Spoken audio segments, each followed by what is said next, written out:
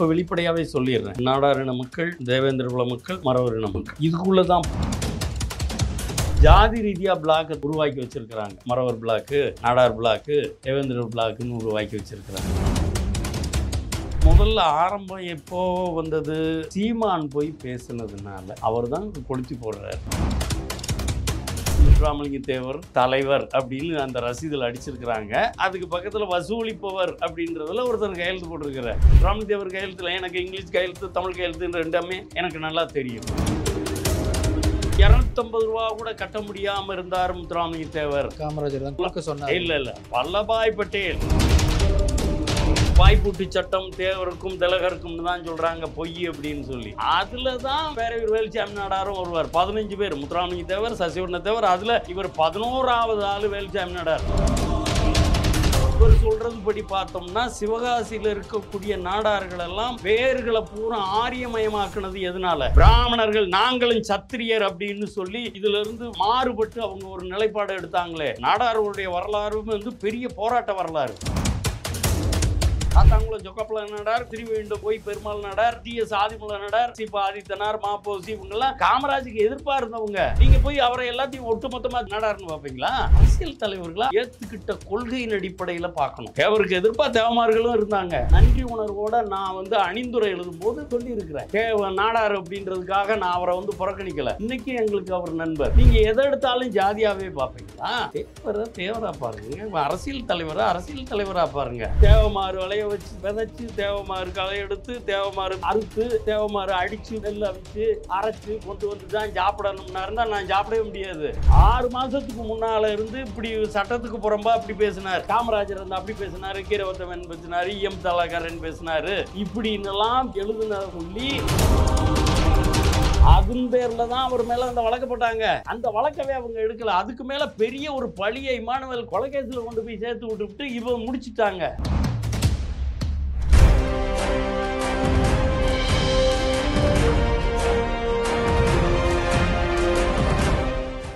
Globe 360 நேயர்களுக்கு அன்பு வணக்கம். இன்றைய சிறப்பு நேர்காணலில் அகில இந்திய ஃபார்வர்ட் பிளாக் கட்சியினுடைய முன்னாள் மாநில தலைவர் திரு வி.எஸ். மணி அவர்களை வரவேற்று நிகழ்ச்சிக்கு செல்லலாம். ஐயா வணக்கம். வணக்கம் தம்பி. சந்தித்ததில் மிக்க மகிழ்ச்சி. குளோபல் 360ல் 2வது முறையாக உங்களை சந்திக்கிறேன். அவங்க மூலமாக நிறைய நண்பர்கள் பார்த்துட்டு பேசியிருக்கிறாங்க. அந்த கருத்துக்களை பகிர்ந்துக்கிறதுக்கு ஒரு வாய்ப்பு. அதுக்கு மீண்டும் இந்த நிர்வாகத்துக்கும் உங்களுக்கும் நன்றி தெரிவிச்சுக்கிறேன். நன்றி. தொடர்ச்சியாக தென் மாவட்டங்களில் நீங்கள் கவனிச்சிருப்பீங்க, பல்வேறு கொலைகள் நடக்குது, எல்லா சமுதாயத்திலையும் நடக்குது. காவல் கண்காணிப்பாளர் எஸ்பி நேற்றைக்கு முன்தினம் ஒரு அறிக்கை ஒன்று கொடுத்துருக்கிறாரு. சமூக வலைத்தளங்கள்லையோ எதுலேயுமே சாதி பெருமையை பேசுவதோ அல்லது அடுத்த சாதியை தாழ்த்தி பேசுவதோ இது எதுவுமே இருக்கக்கூடாது, நாங்கள் ஸ்ட்ரிக்டாக கண்காணிச்சிட்டு இருக்கிறோம், ஒரு நடவடிக்கை எடுப்போம் அப்படிங்கிற மாதிரி சொல்லியிருக்கிறாங்க. முதல் கட்டமாக நீங்கள் இந்த தென் மாவட்டங்களில் நடக்கக்கூடிய சாதிய கொலைகள் கட்டுக்குள்ளே கொண்டு வரணும்னா என்ன செய்யலாம் நீங்கள்? அதாவது திருநெல்வேலி, அந்த தூத்துக்குடி, இதுகளில் அரசியலில் இருந்து ரசிகர் மன்றங்கள்லேருந்து எல்லாமே ஜாதி அடிப்படையிலே கொண்டு வந்துட்டாங்க. அதுக்கு முன்னால் அந்த காலங்கள் அப்படியெல்லாம் இல்லை. ஒரு ரசிகர் மன்றத்துலேயும் ஆமாம், ரசிகர் மன்றம் நடிகர்களை கூட ஜாதியாக பார்ப்பாங்க, அரசியல் தலைவர்களை ஜாதியாக பார்ப்பாங்க. அது ஒரு ரொம்ப பாசமான ஒரு அது சமீப காலங்களையே நல்ல வெளிப்படையாக சொன்னால் 80க்கு பின்னால் எல்லாமே ஜாதியாக பார்க்குற மாதிரி வந்துடும். அது ஒரு கடுமையான நடவடிக்கைகளில் இருந்தால் தான் இதை ஒரு முடிவுக்கு கொண்டு வரும். முதல்ல கடுமையான நடவடிக்கைகள் மட்டும் இல்லாமல் அந்த 3 தரப்பை வெளிப்படையாகவே சொல்லிடுறேன். நாடாரின மக்கள், தேவேந்திர குல மக்கள், மறவரின மக்கள், இதுக்குள்ளே தான் போட்டியே இருக்கும். ஆனால் இவங்களை பூரா ஒருங்கிணைக்கிறது அப்படின்னு சொல்லி ஒரு நட்பின் அடிப்படையில் கடுமையான நடவடிக்கைகள் மூலமாக இந்த அரசாங்கம் செய்ய தவறிடுச்சு. குற்றம் செய்கிறவனை குற்றவாளியாக பார்க்கணும். ஜெயிலில் அடைக்கிறத கூட அங்கே பிளாக், ஜாதி ரீதியாக பிளாக்கை உருவாக்கி வச்சுருக்கிறாங்க. மறவர் பிளாக்கு, நாடார் பிளாக்கு, தேவேந்திர பிளாக்குன்னு உருவாக்கி வச்சுருக்கிறாங்க. வேறு சமூகத்தோடு போய் போட்டோம்னா அங்கேயும் ஒரு கலவரம் உண்டாகக்கூடிய சூழல் இல்லை. அப்படியெல்லாம் இல்லை. அப்படி இருந்தாக்க நீங்கள் தானே கட்டுவோம். உங்கள் கட்டுக்குள்ளே ஜெயிலுக்குள்ளே இருக்கிறத நீங்கள் ஜாதி பிரித்து வச்சிங்கன்னா அப்புறம் என்ன வரும்? ஒவ்வொரு காலகட்டங்க ஏகத்துக்கு அப்படின்னு சொல்லி சமுதாய ரீதியான சண்டை, சில தனிப்பட்ட குடும்பங்கள் சண்டைகள் பின்னால் ஜாதியாக மாறி இருக்கும். தனி நபர்களுடைய சண்டை ஜாதியாக மாறி இருக்கும். ஆக இதுக்கு வேறு என்ன அப்படின்றத கண்டுபிடிச்சு அதை வந்து களையணும். முதல்ல அந்த தப்பு செய்கிறவங்க மேலே கடுமையான நடவடிக்கை எடுக்கணும். மக்கள்கிட்ட வந்து ஒரு இணக்கமான சூழ்நிலையை உருவாக்கணும். திருநெல்வேலி, தூத்துக்குடி, தென்காசி மாவட்டம் இருக்கக்கூடிய அத்தனை மக்களும் காலையில் எந்திரிச்சோன்னு ஒருத்தர் வெட்டணும்னு சண்டை போட்டுக்கிட்டு இருக்காங்க. அங்கே பல வந்து ஏறத்தாழ பல லட்சக்கணக்கான மக்கள் வாழ்கிறாங்க. அதுக்குள்ள யாரோ ஒரு சில 100 பேர்களுக்குள்ள இருக்கக்கூடிய பிரச்சனை, அதை எதுக்கு சட்டம் ஒழுங்கு பிரச்சனையாக பார்க்காம எதுக்கு ஜாதியாக பார்க்குறீங்க? அரசாங்கம் ஏன் இப்படி பண்ணீங்க? போலீஸ் ஏன் இப்படி பார்க்கணும்? அதிகாரிகளும் அந்த மாதிரி ஜாதி ரீதியாக செயல்படுறது மாதிரி குற்றச்சாட்டு இருக்கு. அதே போல சில பகுதிகளில் சில ஜாதியினரை சேர்ந்தவங்கள தான் அதிகாரிகளாக, காவல்துறை அதிகாரிகளாக நியமிக்கிறாங்க. அந்த மாதிரி பார்க்க அப்போ இன்னும் வந்து இந்த ஐஏஎஸ், ஐபி, அப்புறம் புலனாய்வு துறையில் இருக்கிறவங்களை பார்த்தீங்கன்னா அந்தந்த ஜாதியை சேர்ந்தவங்களை தான் அதுக்கு ஆட்களை நியமிப்பாங்க. ஒரு தேவமாரை பற்றி தெரியணும்னாக்கா ஒரு தேவமார அதிகாரியை போடுறது, நாடார்களை பற்றி தெரிஞ்சுக்கிறோம் அப்படின்னாக்கா அந்த புலனாய்வு பிரிவில் ஒரு நாடாரை போடுறது, ஒரு தேவேந்திரர் பிரிவு அப்படின்னாக்கா இவங்களே பிரித்து வைக்கிறாங்க. ஆனால் வேறு சமூகத்தை சாதியை சேர்ந்தவங்களை போட்டால் அங்கே ஒரு கலவரம் உண்டாகுது. அவங்க சரியான தகவல்களை சொல்லுவாங்க. அரசு அதிகாரியை காவல்துறையாக பாருங்க. நீங்கள் அதுக்குள்ளேயே ஜாதி பார்த்தீங்கன்னா அப்புறம் என்னைக்கு இந்த சண்டை தீர்றது? ஒவ்வொரு ஸ்டேஷனுக்குள்ளேயும் வந்து எல்லா ஜாதியாரும் இருக்கிறாங்க. அப்போ ஒரு குற்றவாளி வர்றா வந்து விசாரிக்கிற ஒரு தேவமார் போலீஸ் அப்படின்னு சொன்னால் அவர் ஒரு மாதிரி விசாரிப்பார். இப்படியா அது ஜாதிக்கு ஒரு நீதியா? சட்டம் பொது தானே. யார் தப்பு பண்ணுறானோ தப்பு பண்ணுறவங்க மேலே கடுமையாக நடவடிக்கை எடுக்கிறதுக்கான முயற்சி இல்லாமல் சண்டையெல்லாம் தீர்க்க முடியாது. அது வரத்தான் செய்யும். எதுக்கு சண்டை போடுறான் அப்படின்றது, இது அந்த கொல்லப்பட்டவங்க அல்லது ஜாதி ரீதியான கொலைன்னு சொல்லிக்கிட்டு இருக்கிறவங்க அந்த பிள்ளைங்களையெல்லாம் பார்த்தீங்கன்னா வசதியான வீட்டு பிள்ளைகளாக இருக்க மாட்டாங்க. வசதியான வீட்டு பிள்ளைகள் எல்லா தரப்புமே கையில் வந்து ஆயுதம் ஏந்தி சண்டை போட்டு செத்தவனும் சரி வெட்டினவனும் பார்த்தீங்கன்னா வசதி இல்லாத ஆட்களாக தான் இருப்பான். பொருளாதார ரீதியாக ரொம்ப படிச்சுட்டு வேலைக்கு போக முடியாத கஷ்டத்தில் இருக்கணும். ஏதோ ஒரு வழக்கில் சேர்த்து விட்ருவாங்க. பலர் சாப்பாட்டுக்கே வழி இல்லாத இருக்காங்க. அதுகளை பார்க்காம இப்போ எதை எடுத்தாலும் ரவுடியாக ஜாதியாகவே பார்க்குறதா? வந்து காலையில் எந்திரிச்சோன்னா அந்த 3 மக்களும் அன்னைக்கு யாரையாவது ஒருத்தனை வெட்டணும்னு அருவாள் எடுத்துக்கிட்டா தெரியுதாங்க? இது ஏமாத்துற வேலை. இந்த மீடியாக்களும் சரி, அவங்க சரியான வந்து குற்ற செயலுக்கு அடிநாதம் என்ன, அதனை வேறு என்ன அப்படின்றத அதை இவங்க வந்து ஆராய்ஞ்சு அதை நீக்கிட்டா இந்த ஜாதி சண்டை வராது. அப்படி போகிறதாக இல்லை, வளர்த்து விடத்தான் செய்கிறாங்க. இதுக்கு முந்தைய காணொலியில் நீங்களும் பேசியிருந்தீங்க. இப்போ இந்த குறிப்பாக தென் மாவட்டங்களில் இந்த 3 சாதிகள் தான். நேற்றைக்கு பரமக்குடியில் அந்த ஆப்பநாடு மறவர் சங்கத்தை தடை செய்யணும், இப்படி அவங்க சில கோரிக்கைகளோடு ஒரு ஆர்ப்பாட்டத்தை நடத்தியிருக்கிறாங்க. பிறகு காவல்துறை கைது செஞ்சுருக்கிறாங்க. அதுக்கு எப்படி பார்க்குறீங்க? இது ரெண்டுமே இது முதல்ல ஆரம்பம் எப்போ வந்தது? சீமான் போய் பேசுனதுனால அவர் தான் கொளுத்தி போடுறாரு. ஆனால் சீமான் தான் முதல்ல செந்தில் மலர் பேசுனது தப்புன்னு மற்றவங்க அறிக்கை முன்னாடி அந்த தம்பி பேசினாருன்றது அது சட்ட நடவடிக்கைகள் இருக்கு. அவர் இப்போ பெயில் போட்டுக்கிட்டு இருக்கிறாரு. அது ஒரு பக்கம் இருக்கட்டும். சீமானே கண்டிக்கிறாருல்ல செந்தில் மலர் பேசினா. அப்புறம் அந்த தம்பி பேசும்போது என்ன சொல்றாரு? நான் சீமானை கேட்டுட்டு தான் போய் வந்து கலந்து. மல்லர் பேராயம்ன்றது ஒரு அமைப்பு நடத்துது. இவர் நடத்துகிற அமைப்பினுடைய பேரு வேற, மல்லர் மீட்பு கழகம் அப்படி களம் அப்படின்னு தான் இவர் ஒரு அமைப்பு தனியாக நடத்துகிறாரு. அதில் இவர் வந்து சீஃப் வந்து சிறப்புரையாற்றுறதுக்கு கூப்பிடுறாங்க. அதில் போய் கலந்துக்கிறாரு. அதில் இவர் பேசுகிற அந்த கூட்டத்தில் போய் கலந்துக்கிறதுக்கு சீமான்ட்ட ஏன் பெர்மிஷன் கேட்கணும்? அப்போ இது வந்து இந்த அமைதியாக இருக்கக்கூடிய மக்கள் மத்தியில் ஏதோ ஒரு பிரச்சனையை உருவாக்கி விடணும் அப்படின்றது இந்த அரசியல்வாதிகளை சூழ்ச்சியாக நான் பார்க்குறேன். இது விரும்பத்தகாதது, அவசியம் இல்லை.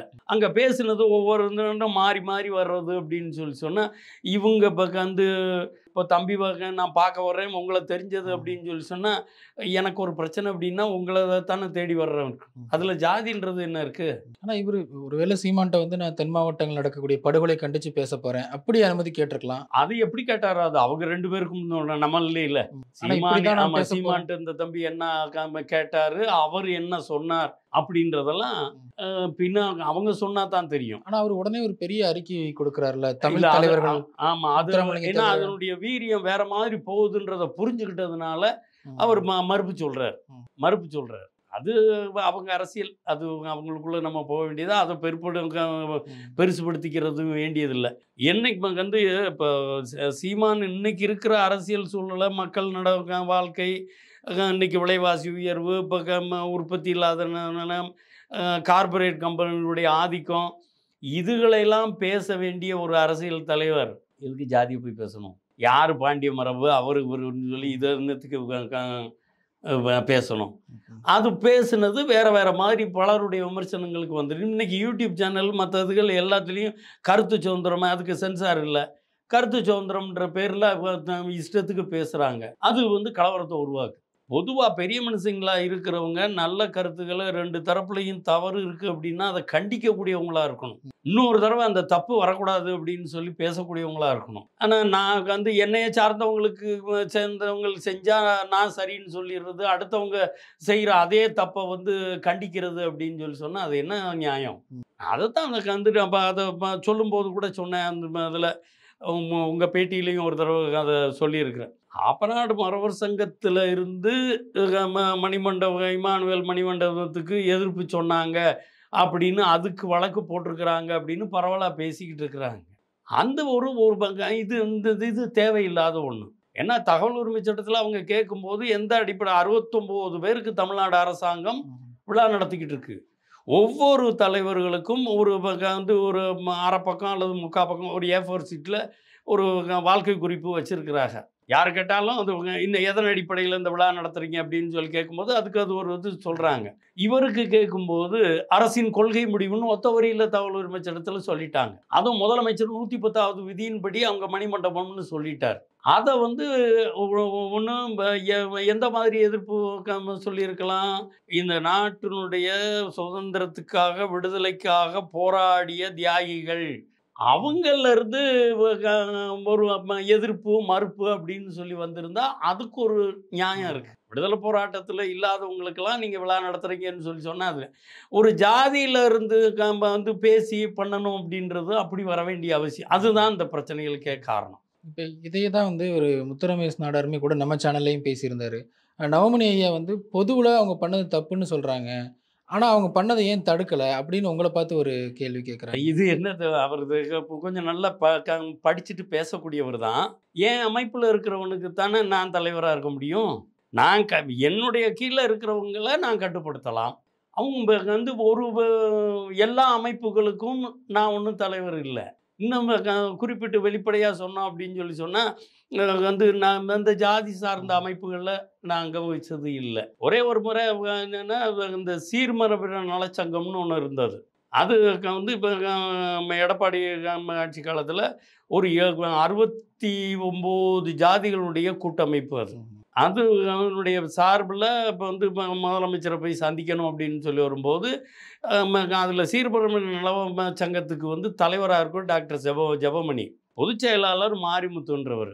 அவங்க 2 பேரும் சில பணியின் காரணமாக அவங்க சென்னைக்கு வர முடியாத ஒரு சூழ்நிலை வரும்போது அரசியல் தளத்தில் அதிமுகவில் இருக்கக்கூடிய இன்றைக்கி மதுரையில் அதிமுக கவுன்சில் நகர்மன்ற தலைவராக இருக்கிறார் ஒரு என்ஜினியர் சோலைராஜன். அவரை வந்து செயல் தலைவராகவும் என்னைய பொதுச் செயலாளர்னு போட்டு ஒரு இது பண்ணி அனுப்பி வச்சாங்க. அதில் ஒரு 100 பிரதிநிதிகள் இருந்தாங்க. அதில் முதலமைச்சரை சந்திக்கிறதுக்கு, அமைச்சர்களை சந்திக்கிறதுக்கு ஒரு 25 பேர் நியமித்தா அதில் நாங்களும் போயிருந்தோம்.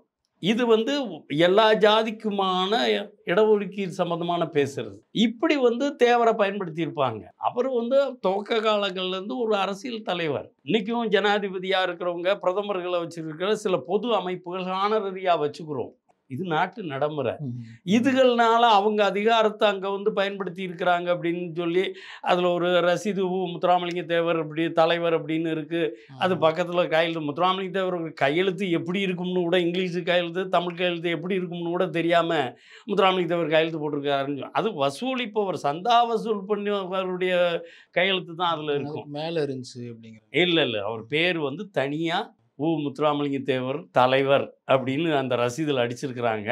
அதுக்கு பக்கத்தில் வசூலிப்பவர் அப்படின்றதுல ஒருத்தர் கையெழுத்து போட்டிருக்கிறார். முத்துராமலிங்க தேவர் கையெழுத்துல எனக்கு இங்கிலீஷ் கையெழுத்து தமிழ் கையெழுத்துன்ற ரெண்டுமே எனக்கு நல்லா தெரியும். அது அவர் கையெழுத்தே இல்லை. அன்னைக்கு காலகட்டங்களில் அதை பயன்படுத்திக்கிட்டாங்க. இப்போ என்னைய பயன்படுத்திக்கிட்டாங்கன்னு சொல்கிறேன் இல்லையா. இதில் நான் இப்போ அங்கே போகும்போது இந்த 89 வந்த வந்து எம்பிசி அப்படின்னு புது ஒதுக்கீடு வந்தது. இந்த விவரங்களை எல்லாம் கொஞ்சம் பேசுகிறதுக்கு ஒரு வாய்ப்பு இருக்கும். நீங்கள் யாருக்கோ ஒருத்தருக்கு சொல்லி கொடுத்து நீங்கள் பேசுகிறத விட நீங்களே பேசினா நல்லா இருக்கும்னேன்னு சொல்லி அந்த அமைப்பில் இருந்தவங்க கேட்டுக்கிட்டாங்க. அதனால போயிருந்தேன், அதை பேசிட்டு வந்தோம். அதனால நான் அந்த அமைப்பில் இருக்கிறேன்னு அர்த்தமா? இவங்க நிறைய கேள்விகள் முன்வைக்கிறாங்கல்ல இணையதளங்களில். முத்துராமலிங்க தேவர் வந்து எந்த காலகட்டத்தில் ஃபார்வர்ட் பிளாக்குக்கு தலைவராக இருந்தார்? 39ல் ஃபார்வர்ட் பிளாக் ஆரம்பிக்கிறாங்க. ஆனால் அடுத்த சில ஆண்டுகளில் வந்து முத்துராமலிங்க தேவர் கிட்டத்தட்ட ஒரு 6 ஆண்டுகள் இல்லை. வந்து வரலாற்றை வந்து சரியாக புரிஞ்சுக்கிறாம படிக்காததுனால வந்துடுற குழப்பம். 1939 ஜூன் 22 ஃபார்வர்ட் பிளாக்கு ஆரம்பித்தது. நேதாஜி ஆரம்பிக்கிறாரு. அதை ஃபவுண்டர் லீடர்களில் முத்துராமலிங்க தேவரும் ஒருத்தர். தமிழ்நாடு தலைவராக இருந்தார். தமிழ்நாடு தலைவர் என்ன பொதுச் செயலாளர் யார்? கே பாலதண்டாயுதம், கம்யூனிஸ்ட் கட்சி தலைவர்.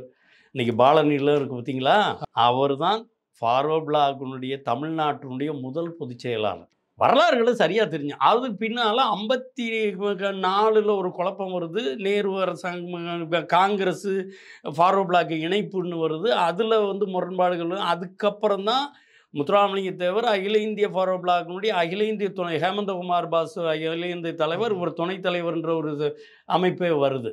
46ல் காங்கிரஸ் அதை சொல்கிறேன். அகில இந்திய ஃபார்வர்ட் பிளாக்ன்றது வந்து தனி கட்சி இல்லை. விடுதலை போராட்ட காலங்களில் பூரா காங்கிரஸுக்குள்ளே தான் கம்யூனிஸ்ட்டு, காங்கிரஸுக்குள்ளே தான் சுயராஜ்ய கட்சி, காங்கிரஸுக்குள்ளே இந்து மகாசபை, காங்கிரஸுக்குள்ளே தான் முஸ்லீம் லீக். அப்படி அதுலேயும் இந்த ஃபார்வர்ட் பிளாக் ஃபார்ம் பண்ணும்போது என்னென்னா ஃபார்வர்ட் பிளாக் தனி கட்சி கிடையாது, காங்கிரஸுக்குள்ள ஒரு லெஃப்டிஸ்ட் பிளாட்ஃபார்ம் அப்படித்தான் இருந்தது. அந்த காங்கிரஸ் 4 மெம்பராக இருக்கிறவங்க தான் ஃபார்வர்ட் பிளாக்ல என்ட்ரி பண்ண முடியும். ஃபார்வர்ட் பிளாக் எப்போ தனி கட்சி ஆகுது? விடுதலைக்கு பிறகு 1948 தான் தனி கட்சியாக வருது. காங்கிரஸ் விட்டு வெளியே வருது. அதுக்குள்ள காங்கிரஸ் தான். அதனால அவர் காங்கிரஸ்காரராக இருக்காரு. அன்னபோஸ்ட் 46ல் ஜெயிக்கிறாங்க. போட்டி இல்லாமல் ஜெயிக்கிறார். போட்டி இல்லாமல் ஜெயிச்சா ஃபார்வர்ட் பிளாக்கினுடைய மத்திய குழு என்ன பண்ணுது? இந்த தேர்தல் இடைக்கால அரசாங்கத்தில் யாரும் பங்கெடுத்துக்க கூடாதுன்னு முடிவு பண்ணுது. இவர் அசம்பிளிக்கு பதவியேற்க கூட போகல, இருந்துக்கிட்டார். 48ல் தான் தனி கட்சி, 52ல் தான் தேர்தலுக்கு வர்றாங்க. வரலாறுகளை சரியாக படிக்கணும். 46ல் தான் திருப்பரங்குன்ற மாநாடு. காமராஜரா ராஜாஜியா தமிழ்நாடு காங்கிரஸ் கமிட்டி தலைவர் அப்படின்னு சொல்லி 1946 அக்டோபர் 30-31 தான் திருப்பரங்குன்ற மாநாடு. 46லேயே அந்த சிக்கல் அந்த இதில் வரும். அப்போ வந்து ராஜாஜியை காங்கிரஸ் கமிட்டி தலைவராக்கணும்னு சொல்லி காந்தி விரும்புவார். ஆனால் 37ல் முதலமைச்சராக இருந்தவர் அந்த 42ல் வெள்ளையனை வெளியேறு இயக்கத்தில் வந்து ரவுடிஷம் வந்துடுச்சு அப்படின்னு சொல்லி காங்கிரஸில் இருந்து முதலமைச்சராக இருந்தது ராஜினாமா பண்ணிட்டு போன ராஜாஜி திருப்பி எப்போ காங்கிரஸுக்குள்ளே சேர்ந்தார் அப்படின்றதே இருக்காது. காந்தியும் ராஜாஜியும் சம்மதியாயிருவாங்க. அப்போ காந்தி வந்து இப்போ தமிழ்நாடு காங்கிரஸ் கமிட்டி தலைவராக அவரை தேர்ந்தெடுக்கணும்னு சொல்லி விரும்புவார். அதுக்கு ஒரு மாநாடு அங்கே நடக்கும். சோமயாஜுலுன்ற வரும் யக்ஞேஸ்வர சர்மான்ற அந்த தியாகிகள் தான் அந்த முன்னிருந்து நடத்துகிறாங்க.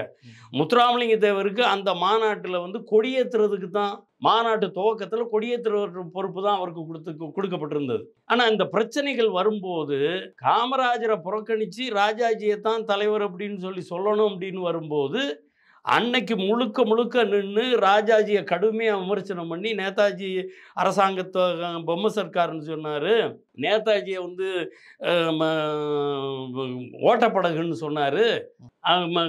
வெள்ளையனை வெளியேறு இயக்கத்தை வந்து ரவுடிகள் கழகம்னு சொன்னார். ராஜினாமா பண்ணிட்டு போன ராஜாஜி மீண்டும் காங்கிரஸுக்குள்ளே எப்போ உறுப்பினரானார்? அவரை வந்து தலைவராக்கணும்னு சொல்லி இந்த போராட்டத்தை, விடுதலை போராட்டத்தை, வெள்ளையனை வெளியேறு காந்தி ஆரம்பித்த வெள்ளையனை வெளியேறு இயக்கத்தை வந்து ரவுடிகள் கழகம்னு சொன்னதுக்கு வருத்தம் தெரிவித்தாரா? அப்படிப்பட்டவருடைய தலைமையில் காங்கிரஸ் இயங்கணுமா?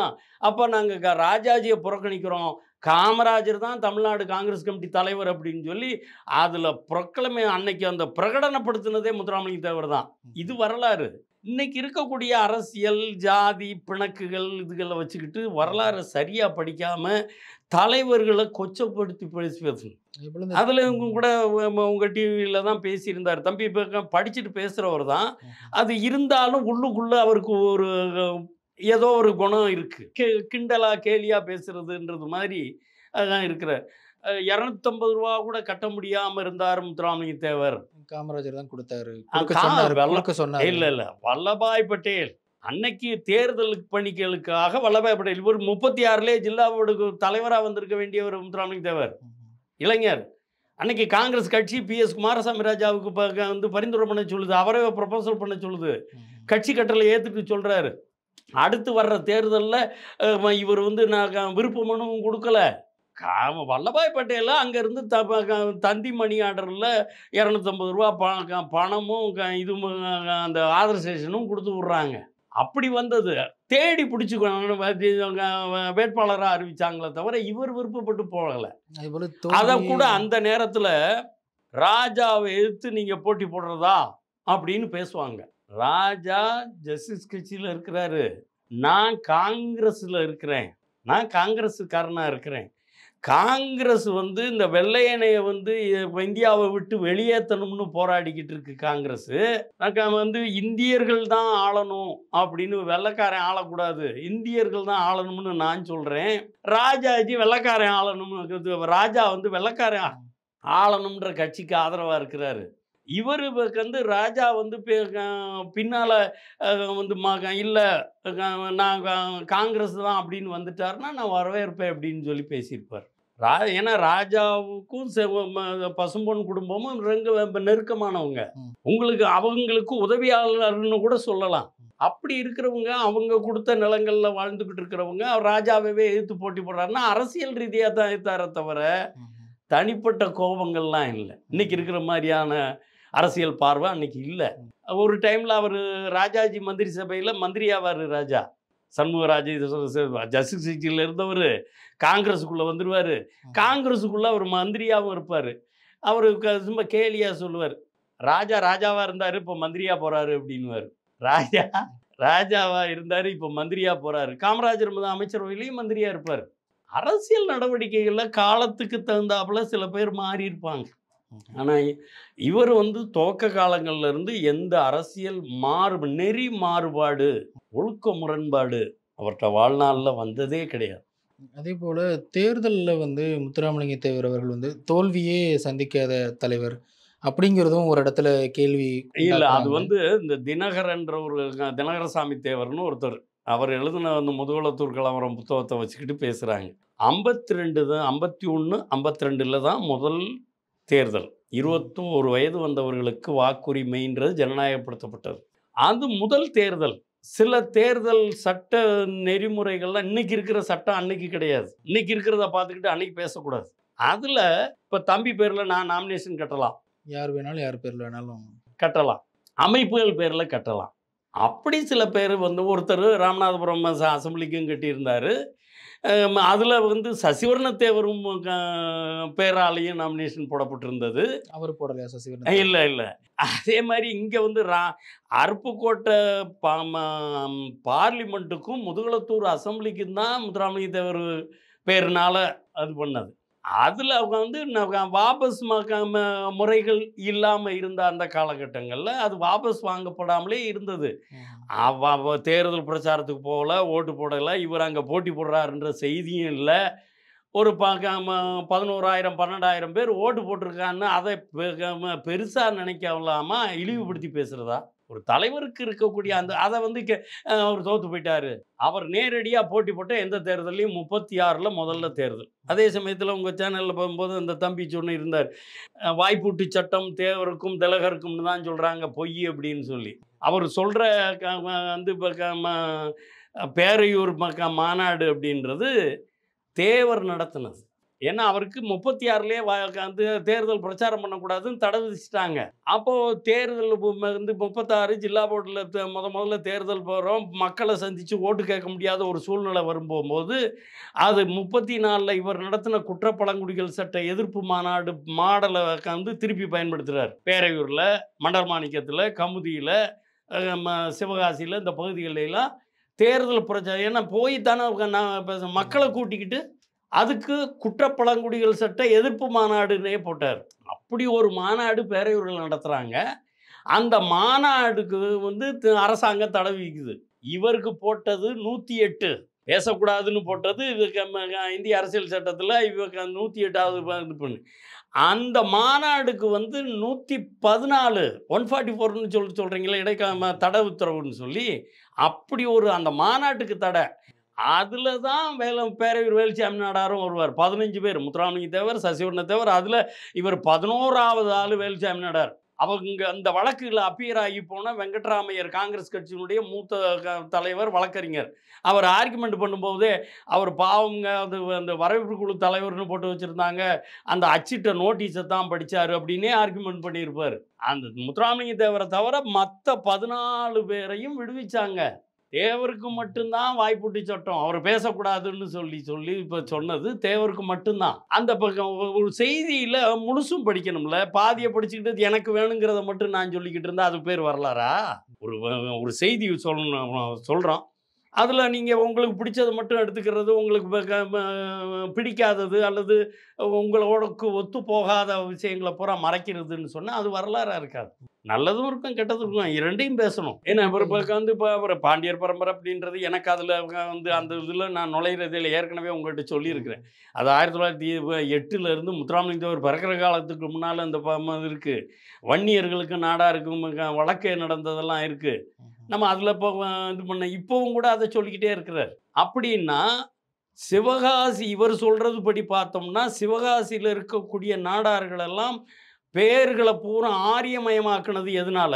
பிராமணர்கள் நாங்களும் சத்திரியர் அப்படின்னு சொல்லி இதிலிருந்து மாறுபட்டு அவங்க ஒரு நிலைப்பாடு எடுத்தாங்களே. நாடார்களுடைய வரலாறும் வந்து பெரிய போராட்ட வரலாறு.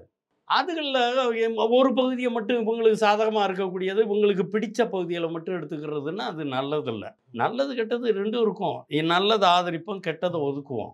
அதுதான் இன்றைக்கி இருக்கக்கூடிய பொதுத்தளத்தில் சமூக சேவர்களாக இருக்கவங்க அரசியல்வாதிகளுக்கு கடைப்பிடிக்கும். ஆனால் இவங்க வந்து இந்த எரியிற நெருப்பில் எண்ணெய் ஊற்றி விடுற வேலையவே செஞ்சுக்கிட்டு இருக்காங்க.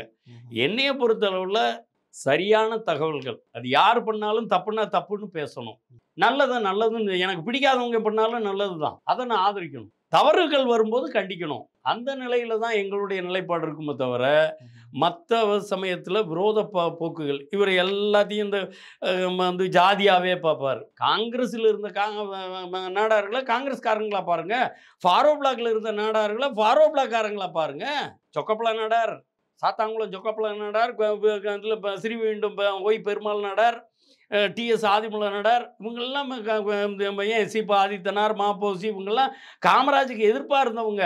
நீங்கள் போய் அவரை எல்லாத்தையும் ஒட்டுமொத்தமாக நாடார்னு பார்ப்பீங்களா? அரசியல் தலைவர்களாக அவங்க ஏற்றுக்கிட்ட கொள்கையின் அடிப்படையில் பார்க்கணும். தேவருக்கு எதிர்ப்பாக தேவமார்களும் இருந்தாங்க. தேவர் எதிர்த்து நின்னதே ராமநாதபுரம் ராஜாவை எதிர்த்து தான் தேர்தல் களமிறங்குறாரு. அரசியல் தலைவராக அவர்களுடைய கொள்கையின் அடிப்படையில் விமர்சனம் பண்ணுங்க. பிறப்பு அடிப்படையில் ஜாதி அடிப்படையில் பேசுறது அப்படின்றதெல்லாம் தேவையில்லாது. அது நாடுக்கு வந்து உகந்தது இல்லை, நல்லது இல்லை, அதை பேசக்கூடாது. ஆனால் இப்போ எல்லாம் மலிவாக பிரச்சனை ஈஸியாக விளம்பரம் தேடணும்னா ஜாதியை பற்றி பேசணும் அப்படின்னு உங்களுக்குன்னு ஒரு கௌரவம் இருக்கும். நீங்கள் ஒரு குடும்பத்தை சேர்ந்தவங்க. காமராஜருக்கு அவ்வளோ பெரிய வீடு இருக்குது அப்படின்னு சொல்லி யாரும் இல்லைன்னு சொல்லலையே. அவர் பேரில் இருந்ததா, அவர் எப்படி தேர்தல் வாக்காளராக எப்படி சேர்க்கப்பட்டார்ன்றதுக்கு வரலாறு இருக்குது. KS முத்துசாமி ஆசாரியும் சாம்பசிவ முதலியார், அருப்புக்கோட்டை சாம்பசிவ முதலியார் இருந்தால் காமராஜர் விரும்பி தேர்தலில் போட்டி போடலை. அவரை போட்டி போட வைக்கணும்னு நினைச்சது அவருடைய நெருக்கமான நண்பர்கள் காங்கிரஸ்காரங்க. அப்போ அவரை வாக்காளர் ஆக்கணும்ன்றது சில விதிமுறைகள் இருந்தது. அன்னைக்கு சொத்து வரி இருக்கணும், பட்டதாரியா இருக்கணும், இல்லைன்னா பட்டாதாரியா இருக்கணும். அவன் தான் வாக்காளர்கள் இருந்தால் தான் தேர்தலில் போட்டி போட முடியும். இன்னைக்கு 18 வயசு வந்தால் யாரும் நிற்கலாம்னு. அன்னைக்கு அது அப்படி ஒரு வரம்பு இருந்தது. எந்த காலகட்டம் வரைக்கும்? 36 முதல் தேர்தல் காலத்தில் இருந்து 36ல் ஜில்லா போர்டு தேர்தலில் இருந்து சுதந்திர இந்தியா 50 குடியரசு ஆனதுக்கு பின்னால் 51 52 தேர்தல் வருது பார்த்தீங்க. அப்போ தான் 21 வயது வந்தவர்களுக்கு வாக்குரிமை. சொத்து இருக்கிறவன் தான் வாக்காளர் லிஸ்ட்டில் இருக்க முடியும்.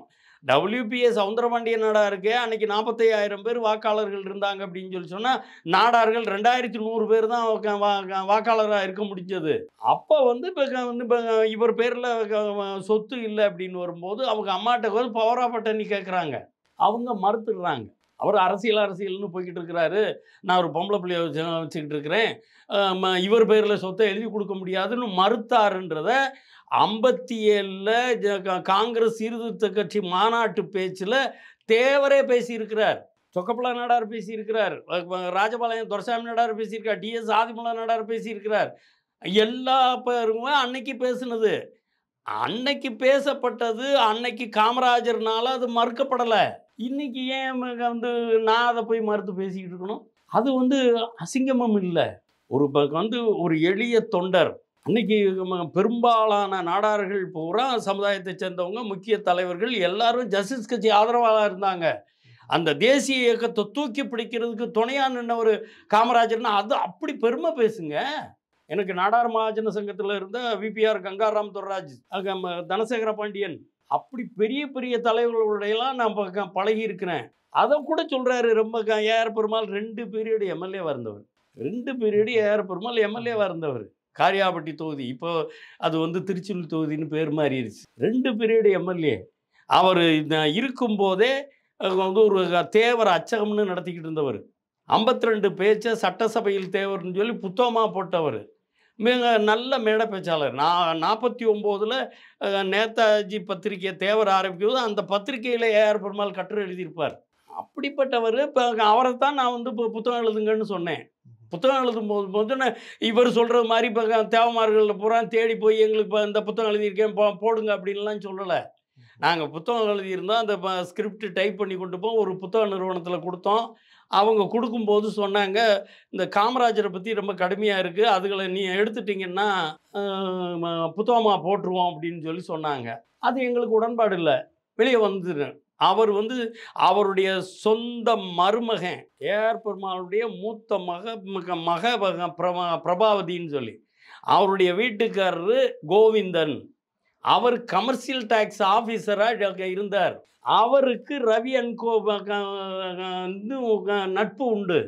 அந்த அடிப்படையில் அதை நாங்கள் அந்த அவரை பயன்படுத்திக்கிட்டோம். அதுவும் நேதாஜி கலெக்டர் இப்போ இவர் கையில் வச்சு பேசிக்கிட்டு இருக்கிறது குமரன் பதிப்பகம் போட்ட புத்தகம், முடிசூடா மன்னர் பசும்பொன் புத்தகம் அப்படின்றது குமரன் பதிப்பகம் போட்ட புத்தகம். ஏஆர் பெருமாள் பசும்பொன் பதிப்பகம்னு போட்டு 93ல் முதல்ல போட்டு ரேப்பர் கலிக்கோ ரேப்பராக இருக்கும். நேதாஜி கலெக்டர் ஒர்க்ஸ்னு ஒரு புத்தகம், நேதாஜி ரிசர்ச், அந்த புத்தகத்தை மாடலாக போட்டு ஏறத்தாழ 85,000 ரூபா. அதை முழு இதையும் இவர் மருமகனை பிரிண்டிங் சார்ஜு மற்றதெல்லாம் பிரித்து கொடுத்தாரு. அவர் ஒரு அச்சகம் நடத்தினவர்ன்றதுனால அவர் டெக்னிக்கலாக என்னென்ன செய்யணும் அப்படின்றது அவருக்கு தெரியும். அதை பேப்பரு பைண்டிங் இந்த வேலைகள் செய்கிறதுக்கு ரவி அன்கோவா பயன்படுத்திக்கிட்டோம். அதை நன்றி உணர்வோடு நான் அணிந்துரை எழுதும்போது சொல்லியிருக்கிறேன். நாடார் அப்படின்றதுக்காக நான் அவரை புறக்கணிக்கலை. இன்றைக்கி எங்களுக்கு அவர் நண்பர், அந்த குடும்ப நண்பர். நிறைய நாடார்கள் இருக்கிறாங்க. நீங்கள் எதை எடுத்தாலும் ஜாதியாகவே பார்ப்பீங்களா? தேவராக பாருங்க, அரசியல் தலைவராக பாருங்க. இன்னைக்கு யார் ஒரு நிலத்தில் வருது அப்படின்னு சொல்லி சொன்னால் தேவமாறு விளைய வச்சு விதைச்சி தேவமாறு களை எடுத்து தேவமாறு அறுத்து அவன் தேவமாறு அடித்து கொண்டு வந்து தேவமாறு நெல் அவிச்சு அரைச்சி கொண்டு வந்து தான் சாப்பிடணும்னா இருந்தால் நான் சாப்பிடவே முடியாது. எல்லா ஜாதியினுடைய உழைப்பும் அதில் இருக்குது. யார் விதைக்கிறான், யார் அறுக்கிறான், என்ன செய்கிறான் அப்படின்றது நீ இன்னைக்கு ஹோட்டலில் போய் யார் சமையல்காரன்னு தெரியாது. ஒரு காலத்தில் வேறு வீடுகளில் சாப்பிடக்கூடாதுன்றதெல்லாம் இருந்துச்சு. எந்த காலத்தில் இருந்துக்கிட்டு என்ன பேசுகிறீங்க? பழைய பெருமைகளை பேசுறதுனால இப்போ என்ன நடக்க போகுது? எங்கள் அப்பாவுக்கு இப்போ 25 ஏக்கர் பக்கம் நன்செய்தி நிலையம் வச்சுக்கிட்டு இருந்தாருன்னா எனக்கு இன்னைக்கு என்ன கிடைக்குது? நான் என்ன நிலைமை? அந்த பழம்பெருமை பேசுறதுக்கு விரோதத்தை வளர்க்குறதுக்குள்ள நீங்கள் பயன்படுத்துறீங்க. இன்னைக்கு தம்பி இருக்கிறீங்க, இந்த பேட்டி எடுக்கிறோங்க அப்படின்னு சொல்லி சொன்னால் உங்களுக்கு என்ன மாதிரி உறவு, நீங்கள் என்ன இருக்கிறீங்க, அறிவுத்தளத்தில் நீங்கள் உணர்ந்த கேள்விகளை கேட்குறீங்க, பதில் சொல்கிறோம். அதுதானே இருக்கணும். உங்கள் கூட நான் சண்டை போட்டுக்கிட்டு இருக்கிறதா? நீங்கள் கூப்பிடுவீங்க, நான் என்ன அப்படி நான் பேசிக்கிட்டு இருக்கிறது. ஒரு பொது தளத்தில் இருக்கிறவங்க, ஒரு பெரிய மனுஷனாக இருக்கிறவங்க சொல்கிற சொல்லு சரியாக இருக்கும். தேவர் மேலே கைது பண்ணுறதுக்கு போலீஸ் டிபார்ட்மெண்ட்டு தயார் பண்ண அறிக்கைகளை மட்டும் வச்சுக்கிட்டு தேவர் அப்படி பேசினார் இப்படி பேசினார்னு அவன் தினகரன் எழுதினான். அவர் எந்த இடத்துலையும் நான் பேசினதில்லை. அவருக்கு அந்த காலத்தில் ஸ்கூல் டேப்பே இருக்குது. அடியேன் அப்படின்னு பேசியிருப்பாரை தவிர நான் அகந்தையோடு பேசின கருத்துக்கள் இல்லை அவர்கிட்ட. அவர் எழுதின எழுத்துக்கள் இருக்குது. நீங்கள் இப்போ போலீஸ் ரிப்போர்ட்டை அப்படியே தேர்தல் மேடையில் தேவர் அப்படின்னு சொல்லி ஒரு தனி புத்தகம் போட்டிருக்கிறாங்க. அதில் அடிக்குறிப்பை என்ன பண்ணியிருக்கணும்? இது போலீஸ் தேவரை கைது பண்ணுறதுக்காக அரசு தரப்பில் தயாரிக்கப்பட்ட அறிக்கை அப்படின்னு இருந்து அதை கழிச்சிட்டு அந்த சங்கரங்கோயிலில் அப்படி பேசினார், பேரையூரில் இப்படி பேசினார், கமுதியில் இப்படி பேசினார் இப்படின்னு சொல்லித்தான் 1957 செப்டம்பர் 28 பாதுகாப்பு சட்டப்படி கைது பண்ணாங்க. அதுக்கப்புறம் அந்த வழக்கை அப்படியே குப்பையில் தூக்கி போட்டான். தேசிய பாதுகாப்பு சட்டையில் எதை தேவரை கைது பண்ணாங்களோ 6 மாதத்துக்கு முன்னால் இருந்து இப்படி சட்டத்துக்கு புறம்பா அப்படி பேசினார். காமராஜர் அப்படி பேசினார், கீரவத்தமன் பேசினார், EM தலகாரன் பேசினார், இப்படின்னெல்லாம் எழுதுனதுன்னு சொல்லி அதன் பேரில் தான் அவர் மேலே அந்த வழக்கு போட்டாங்க. அந்த வழக்கவே அவங்க எடுக்கலை. அதுக்கு மேலே பெரிய ஒரு பழியை இமானுவேல் கொலைகேஸில் கொண்டு போய் சேர்த்து விட்டுவிட்டு இவன் முடிச்சுட்டாங்க. உண்மை வரலாறுன்னு ஒன்று இருக்குது தம்பி, அதுகளை படிங்க. இரண்டையும் பகுத்தறிவுன்னு சொல்கிறீங்கல்ல, எது சரியாக இருக்கும் எது இருக்கும் அப்படின்னு உணர்ந்துல பேசணும். அதை விட்டுட்டு இன்றைக்கி அறிவுத்தளத்தில் இருக்கிறவங்க நம்ம படிச்சிருக்கிறோம் அப்படின்னு சொல்லி சொன்னால் நல்ல விஷயங்களை சொல்லுவோம். சொல்கிறது நல்லதுன்னு நினைக்கிறேன். அது குளோபல் 360 ரொம்ப அளந்து பிரச்சனைகளுக்காகவோ விளம்பரத்துக்காகவோ நீங்கள் தேடுறதில்ல.